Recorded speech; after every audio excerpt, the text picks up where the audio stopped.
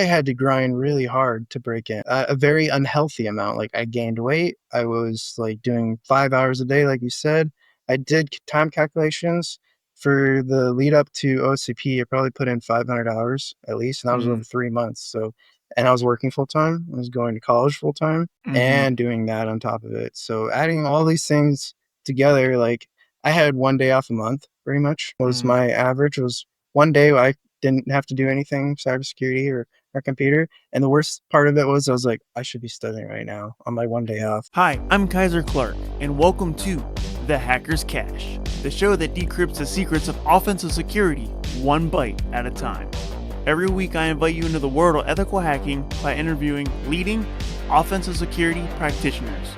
If you are a penetration tester, bug bounty hunter, red teamer, or blue teamer who wants to better understand the modern hacker mindset, whether you are new or experienced, this show is for you.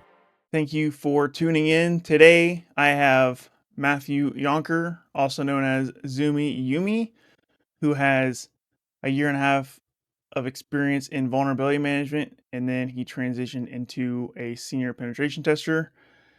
For education, he has a Bachelor of Applied Science in Cybersecurity. For certification, he has the OSWA, the OSCP, and the Security Plus. So, Matthew, thank you so much for stopping in and doing this show with me. Go ahead and unpack your experience and introduce yourself to the audience. So my name is Matthew Younker. I was in the Army for 9 years, active duty, 8 years for that, and then 1 year National Guard.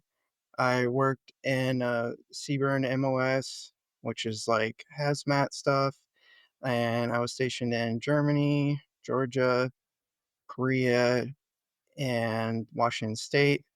And I worked for AWS in vulnerability management. I also worked as a mechanic for a short period, and I have one CVE. It's a cross-site scripting CVE, and I currently work for Astrion as a pentester. Nice. I didn't even know you had a CV. So actually gonna be my first question. So your CVE, what was it? And yeah, just explain everything about that CVE. I'm curious about that one. Yeah, so it is a just a reflective two-step cross-site scripting, and it's two-step because when I discovered the vulnerability, I inputted like a simple, script alert script tag for JavaScript into like a search function for a CMS, and nothing happened. But I left clicked it, and then the JavaScript loaded and executed the alert. So I was like, "Oh, cool! It's a two-step. It's not a very simple, just put it in there and it goes." So then I got the URL for it, and I tested a few payloads to show impact, like, "Oh, you can steal a cookie, you can do whatever." Submitted it to MITRE, and 3 months later, I had a CV. Nice. And was you looking to get a CV at that time, or was it kind of like something you just happened to come across? Yeah, I was looking for it. So for my capstone, for my bachelor's, they were like, you can pick whatever you want to pick that relates to cybersecurity. I was like, I want to find CVEs and add it to my resume. So I searched online, got in contact with some friends of mine on Discord who had a little bit of experience, and we kind of talked about, oh, here's some applications we could try. So, I kind of talk about it in my Medium blog, but I pull the application locally. I start fuzzing it using different tools like Perp Suite Pro and other SaaS scanners, and just start playing around with the application, starting from you know the admin privileges, working my way down back to like a regular user. And it was just like the first thing I tested. I loaded the demo application. It was like, oh, we got the search function. You can look for stuff. I was like, Control V, paste in the payload. Nothing happened. Clicked it, and boom! I was like, oh, that was fast. Nice. That's really cool. And it's really cool how you could do anything you want for your cybersecurity capstone. I just finished my master's degree in cybersecurity. Awesome. And for my bachelor's and my master's degree, like I couldn't pick. Well, for my master's, I could pick between cybersecurity management and policy stuff or threat intelligence stuff. I did threat intelligence because I didn't do a whole lot of that during my degree path. So, Super but cool. other than that, like it was pretty structured. So, I mean, man, I wish I could have done a CV for my capstone. That would have been really cool. Yeah, it But was yeah, really that's nice. Go ahead. Yeah, it was really nice. We had to like create a plan to follow. Like, oh, first 2 weeks we have to draft up. This is how we're gonna approach it, and then like a work plan. Okay, I will spend 10 hours doing this, 10 hours doing that. So it wasn't just like go and do whatever. We had to draft up a whole plan and kind of manage it like an actual project for work or something. Yeah, that's really cool. Um, yeah, I never really looked for CVs. I guess once I started working full time, like I was like, "Ah, I don't really have time to look for CVs." I feel like if I did try it, I would be all right with it because I find like stuff like that all the time in web apps for my clients. Mhm. And I was actually surprised on how easy it was to find cross-site scripting. Like I remember the Uh-huh. first time I got cross-site scripting, I screamed at the top of my lungs, but then like I kept finding it, kept finding it, kept finding it. I'm like, oh, this actually wasn't that special. But that first That's time I got awesome. it was great. The first time is amazing. Yeah. All right, so let's go ahead and before we get into our main discussion, let's go ahead and start doing our rapid fire questions. Sure. So for those who are new to the show, Matthew will have 30 seconds to answer 5 questions. If he answers all 5 questions, I want to knock my microphone off, pull out my phone. If he answers all 5 questions in 30 seconds, he'll get a bonus 6 question unrelated to cybersecurity. Ooh, I'll try my best. All right, here we go. Your time will start as soon as I finish asking the first question. Okay, I'm ready. Here we go. Matthew, what is your favorite place to get cybersecurity news? Cybersecurity. Greatest hacker of all time. Ooh. Um. Oh, this is a hard one. Um. I can't decide. Sorry. Do you think Next cyber question. insurance is worth it? No. Top skills for cybersecurity professionals. Soft skills. Being friendly. Being friendly. Most memorable hacking experience. Getting domain admin and OSCP. Nice. That was 36 seconds. We're not going to get to the bonus question, but that's still a pretty good time nonetheless. That greatest hacker of all time, I don't blame you. That's a hard one to answer. I don't even know what I would say to that either. Like, because Yeah, it got no me. one knows everything about everything. So it's like, who do you pick, you know? And then like most of the Tiberius. criminal hackers get away with the crime. So it's like, well, those might be the best, you know, I had to think about it for a while. Tiberius. but yeah, that's kind of similar to the last episode where I asked who's the greatest hacker alive today. So your question wouldn't you was able to like say people who weren't alive. So slight difference to that question for the audience members who are like, that's the same question as last week. All right. So your most interesting response, I would say, hmm, let's go most memorable hacking experience. So you said getting domain admin OSCP. Why was getting domain admin in OSCP your most memorable hacking experience? Because it was what gave me passing points. I had the standalones, I had 10 on one, so user, and I had root and user on another, and just breaking into the domain then was so difficult because this was before you had to assume breach. So I couldn't even get into the domain until 3 a.m. and I had started 8 a.m. the previous day, and then 5:30 a.m. rolled around and I had domain admin and I just cheered, like just stood up from my chair and like was like yes, and then woke up my wife. Nice. Yeah, that's actually my most memorable hacking experience as well. It wasn't getting domain admin. It was in the domain. It was in the domain. It was I think the second machine really really got caught on that one. I spent a long time on that one. Then once I got that one, getting domain admin was pretty easy after that. But Yeah, that was really like I almost quit at that point. yeah. Um, yeah, it was the second to last flag is what it was. And once I got that, I was like, I just screamed and like usually I just like I start clapping and I'm like fist Yeah. pumping, yelling. Dude, I wonder. I sometimes I wonder like if if the proctors that watch Yeah, they're us, watching. like Like, wonder "What if they'll the like heck?" talk to each other, but like, yo, did you see anybody do anything crazy there during the exam? I feel like that'd be funny, like sharing the stories. Like I saw some guy do a cartwheel. Yeah, he does a handstand in the back.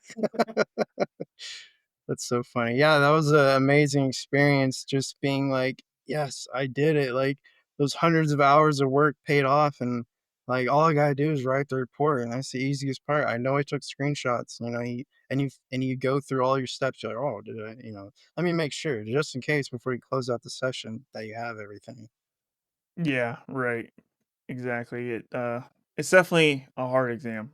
And speaking of Uh-huh. hard exam, that's actually another question I want to ask you. Between OSCP and OSWA, which one did you think was more difficult? OSWA, without a doubt, was harder than OSCP. I did OSWA after. The thing is that it's tricky. There's a lot of rabbit holes. It's not very clear what the exploits are, and I didn't have passing score until 30 minutes before it finished for me. Like, I did not have a passing score until 30 minutes before. That was scary. I mean, yes, I passed it first try, but it is a hard exam. Yeah. Yeah, I also think the OSWA was more difficult. I failed the OSWA 3 times and I I failed. don't blame you. Yeah. I don't And blame you. I It's passed hard. OSCP on my first try. So Yeah, OSWA for me was way more I difficult. agree. Luckily on the one I passed, like I wasn't 30 minutes away from the exam closing out. I Uh, was like, "No." Yeah, by the time I got in the 4th attempt, I actually didn't spend a crazy amount of time in the exam environment, Yeah, because you have but an idea, but still. it was a fun exam, and I was very frustrated going through it, failing 3 times, but then when I finally got it, I was like, I felt like I just cracked the code, and it was, one of my most memorable experiences as well, getting that one. Yeah, yeah, for sure. So, I wanna rewind back into your military service and even back when you was a mechanic. So how did you get from there into cyber? I mean, I know it's probably a long journey and you got a lot of steps, but like when you was in the military, did you always have an eye on cyber? Like where did this like passion for cybersecurity and hacking come from? Yeah, that's a good question, and yeah, it is kind of a long story. I'll try to simplify it, but basically, like, when I first became a sergeant, really, I started, like, feeling, like, the physical effects of being in the service and feeling it in my knees. I was like, "I probably need to get out. I probably need to find Your a different lower back career." starts to hurt and your knees start to your Yeah, your exactly. knees are creaking. They do, going down steps especially, but yeah, so I started feeling like, "Okay, I need to change careers basically because, I don't know if you know this, CBRN's not really in high demand in the civilian world." So, I was trying to figure out like, "Okay, well, what am I interested in? What am I good at?" So at first I was like, "I think I'm interested in pharmacy." And then I started going to school, like doing online schooling at a local, college, and then I was looking at the, like, pay rates and whether or not it was interesting me, and I was like, "This is not gonna do well if I stick through this whole thing." So I had to make a switch, and while I was serving, I had experience doing, like, satellite communications, setting up networks like that, uh, using ground drones like Talon 4. So and they use, TCP/IP, and we had to learn how to do that, and I had a, like, natural talent for it. I figured out, like, how to do it pretty quickly, and even the people training were like, "You know, Sergeant Younker, you're pretty good at this. You should go into." I was like, "No, I don't want to do nerd stuff. I don't want to do that nerd stuff." So I kind of had it like embedded in me, like a seed planted, like, "Oh, this is something that you like, something that you're good at." So I was like, "Okay, I don't want to do pharmacy anymore." I jumped into like sysadmin type associates for that college. Started doing that, and they had a pen testing class, and I did it. And surprisingly, I was like, "This is too hard for me." I was like, "I can't do pen testing. This is way above me." I use this tool called Legion. I'm not sure if you're familiar with it, but it's like it, it's like Auto Recon, if you know what that is, by Tiberius. It's like that, but worse. Anyways, I used it on the wrong network and I made my printers start printing stuff in my house. And that experience was like, okay, pen testing is not something you're good at, is what I was thinking at the time. So I kept doing it. And then, I got out of the service and I couldn't find an IT job. At the time, I had just the associate. So I was like, let me get a help desk job. Let me get, whatever. Couldn't find one. But I got, those people that you bring your car or truck to and at like a dealership and you check in with them. Well, I could get that job. So I got something like that for heavy machinery. And that um, in that role, I was able to watch the mechanics work, and I just learned how to do mechanicking, like welding, electrical work.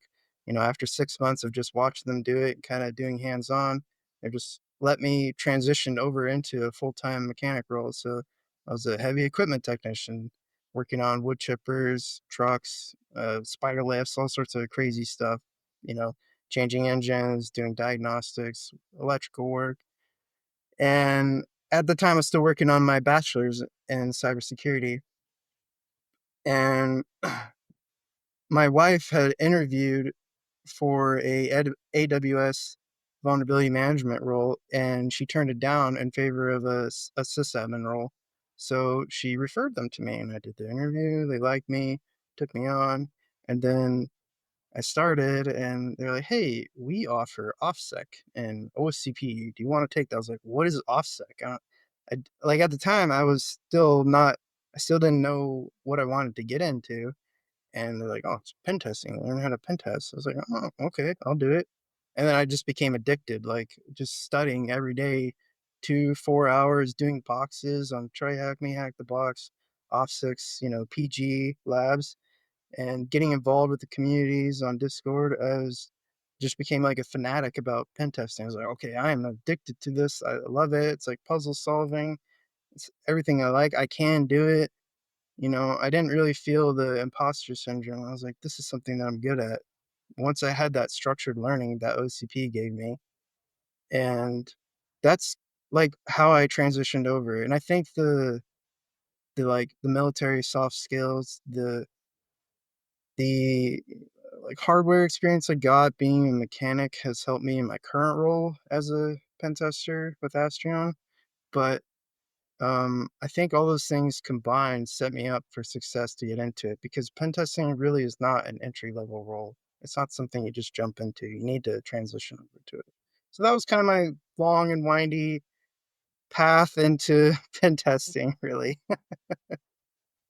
Yeah, thanks for sharing that and expanding on that. It sounds like a pretty cool journey, and um, I think my biggest question here is: so when you as a mechanic, there's a lot of troubleshooting. How much of that troubleshooting, this troubleshooting skills, transitioned into like your IT troubleshooting skills? Is there a lot of overlap there? Yes, there really is. I think even if you're in something as kind of silly sounding as being a mechanic or technician, like think about it. You're going to be following the same kind of steps like, oh, the engine won't start. Okay, check the battery. Does it have power? It's the same sort of things that you do in IT. Oh, my computer won't turn on. Do you mean your monitor or do you mean the computer? Is it plugged in? Does it have, is the wire broken? Like, is the wire fully seated? Like there's all these things overlap and you'll experience the similar things being in either field and they transition over a lot better than you would think, you know. Yeah, and I've covered that on other episodes, like from other guests who've had other backgrounds that's not cyber and mechanic, but different fields that's not IT and cybersecurity. And there's always something from every field that carries over into IT and cybersecurity. Yeah. And yeah, so that's important to know if you are listening or watching and you're trying to break in this field and you are in a completely different field. There's got to be some overlap. You just got to figure out what the overlap is and figure out how to communicate that to employers. So when you were making your transition, how was it? How difficult was it? Like, what was the biggest challenges for you when you was making a transition from a non-cyber into IT and cybersecurity? Um Actually, surprisingly, my transition into cyber IT was very easy because it was a contracting role at AWS. They didn't ask a lot of questions. They're like, "What'd you do in your bachelor's? Do you know what SQL is?" It was very simple, low threat interview, which is not normal for AWS. And it was just 1 hour long, not the 7 hours that you hear about. So they took me on, and like having that low threat to getting into an IT slash cybersecurity role was awesome. So very fortunate, and I got lucky to have such an easy entry. But the pen testing role was much different. That was extremely hard to get into after I had the IT slash cybersecurity role, and that one was extremely challenging. Like I had to like ask people who are pen testers. I had to ask on Discord, like, can you review my resume? Like, what am I missing? Like, I've got XYZ. Um, I'm still struggling. I had OSCP, still struggling to get a role. Like that was the hardest part, was getting the pen testing role.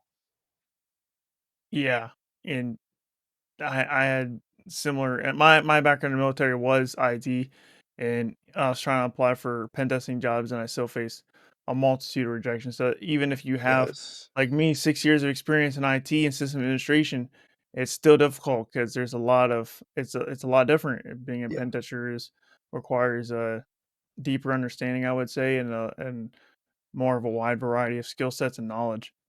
Yeah. For sure. So, what would you say is if you was giving advice to someone who was trying to make a transition from a non-cyber field into a cyber field, what would the biggest piece of advice you would give them? Yeah. So you kind of want to round yourself out. I think you need to check all the boxes. Don't shoot yourself in the foot and try to jump into the pen testing role without having a box checked. It's going to make your job harder. And to kind of list them, um, get a bachelor's. I'll be honest, like it helps a lot having a bachelor's cybersecurity or computer engineering or computer science. Just pick one. A lot of people get too worried about what is the best one to pick. Just pick one and follow through it and get the paper. That's the most important thing. The the college doesn't really matter too much unless you're trying to get into a FANG or something, like Facebook, Amazon, Netflix, and uh, Google, like one of those. But so, get the degree, and then certifications, start with Security Plus is a definite one to have. Then you're going to want to get into like CPTS from Hack the Box. That'll give you the skill set to do pen testing. Then OCP, this will give you the HR recommendation, or the HR bypass to get through the filters. And then CVE hunt. So find a CVE if you can. There's plenty of guides online. I have a guide. And then another one is like develop tooling. So have demonstration. Oh, look, I've made a PR to this, or I've made this new tool. Like it doesn't have to be a completely new thing. You can just redo a tool, basically, just change the language. And look, I made this, but now it's in Go, or I made this and now it's in C sharp. So just try to check all those boxes and get an IT role also is the most important thing. Just get into IT somehow, a junior role like help desk, or you can take the other path. Like when I recommend to people, I'm like, oh, there's usually 2 to 3 paths that people take. There's IT, there is developer, then there is SOC. And SOC sometimes comes from being in IT, but sometimes people start in SOC. So those are the 3 most common roles. So look at the requirements for those and try to meet them. And I think that is the biggest advice I would have to breaking into a pen testing role is just check all the boxes. Yeah, and then once you break into the role, like what advice could you give to someone who wants to stay in the role because you got to stay sharp, otherwise you're gonna fall behind? What do you think people should be doing once they land that first pen testing job, staying sharp and leveling up in their career? What are you doing in your career right now, and what would you recommend? Yeah, number one is communicating. That's communicating with teammates. That's communicating with your boss, your mentor, your leadership, your clients, your customers. It's just making sure you're very clear with everybody. Like, how am I doing? What do I need to know? What do I need to learn? So that the first one is just communication and getting constant feedback about yourself and knowing what you're weak at, what you need to work on, what you're good at too. Because if you are especially good at some specific thing, like if you're in a red team or something, and now people can come to you for that specific task to learn about, or you can teach them or help them with. That is also a very useful skill to have. And another thing is doing training. So doing Hack the Box, doing Pentester Labs, Portswigger, TryHackMe. These are all different platforms that you can use to keep training and progressing in your skills. So if you are a web app pen tester, do Pentester Labs and Portswigger. Those are absolutely phenomenal for learning it. If you are a internal pen tester or you do like enterprise network stuff, go to Hack the Box and learn there. If you are a little bit unsure about what you need to learn, Hack the Box and Try Hack Me has plenty of different material that can keep yourself fresh. And for me personally, I try to do at least 10 hours a week of training and studying. I think this keeps my skills sharp. I try to do a box every week. That does not happen, but you know, just keeping yourself sharp is the most important thing. Yeah, that's a good point. You mentioned that. You said you try to do 10 hours a week, you try to do a box a week.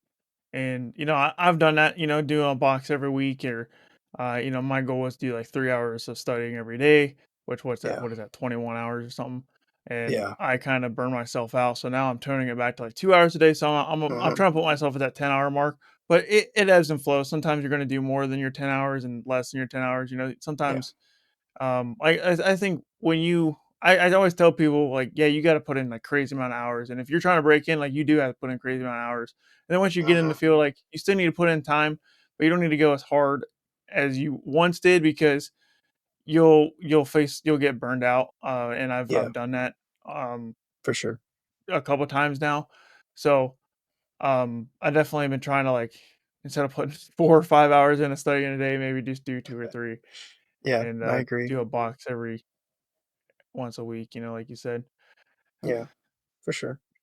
So what do you do to not burn yourself out? Is it just pacing yourself? Or you used to like just do a couple hours a day or maybe one box a week? Like you try not to overdo it or Yeah, so I give myself like cutoff times like, oh, 8 p.m. I'm not going to study past 8 p.m.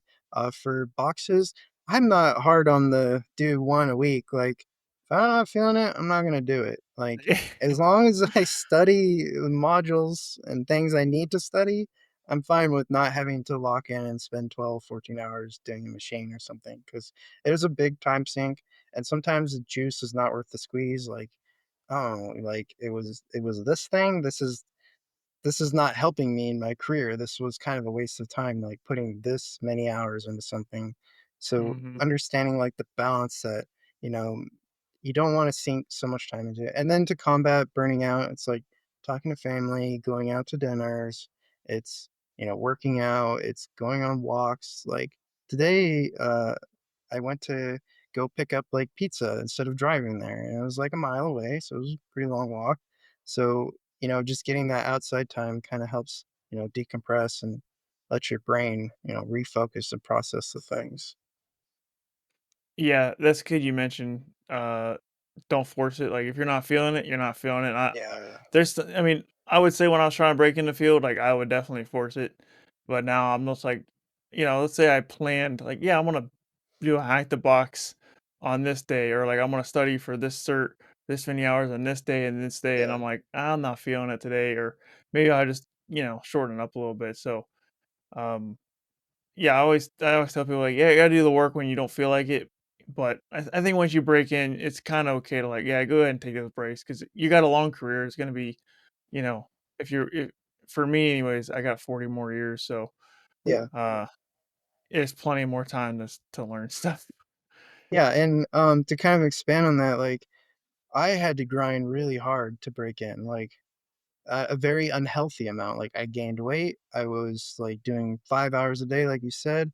I did time calculations for the lead up to OSCP. I probably put in 500 hours at least, and that was Mm-hmm. over 3 months. So, and I was working full time. I was going to college full time Mm-hmm. and doing that on top of it. So, adding all these things together, like I had one day off a month, pretty much was Mm-hmm. my average was one day I didn't have to do anything cybersecurity or computer. And the worst part of it was I was like, I should be studying right now on my one day off. So yeah, Y- when when you're breaking in, you're gonna sacrifice, and it's unfortunately it's part of it. But it's just understanding once this grinding is over, you can chill out.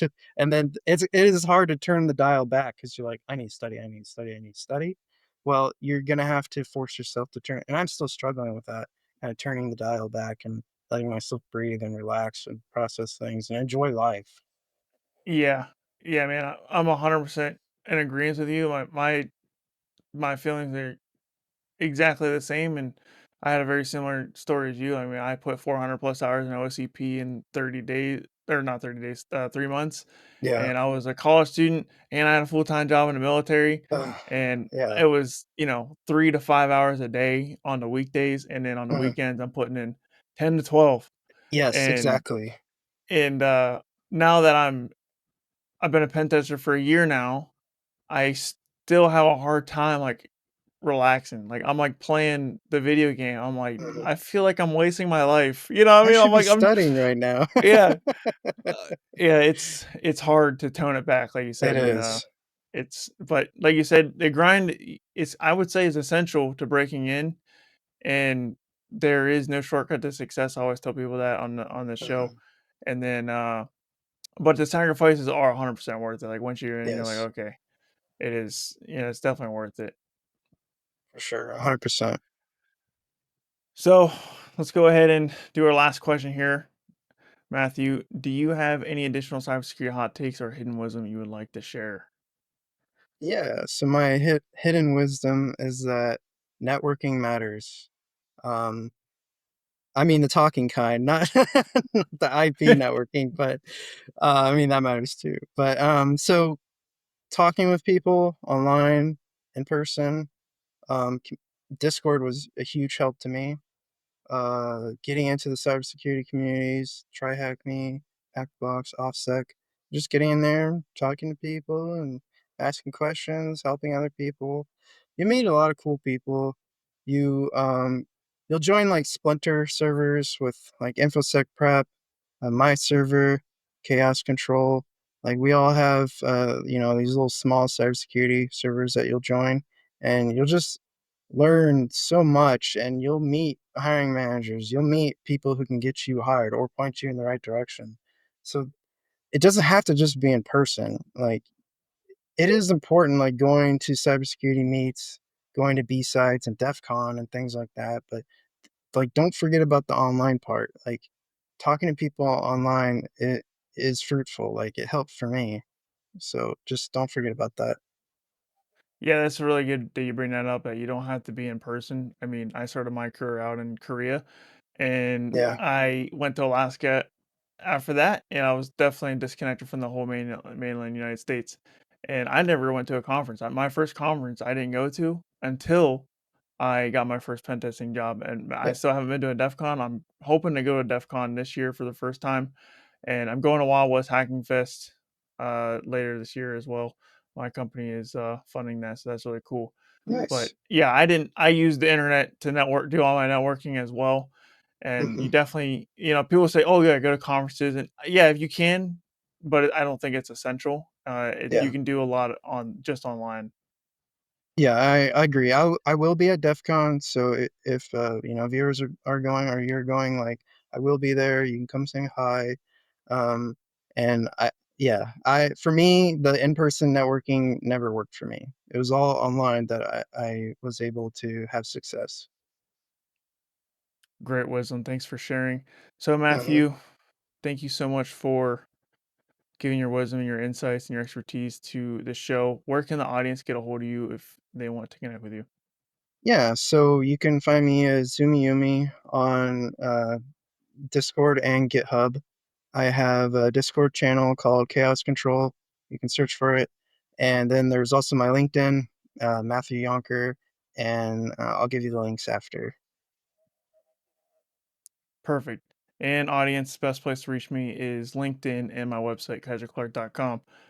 Audience, thanks for watching. Thanks for listening. Hope I see you in the next episode. Until then, this is Kaiser, signing off.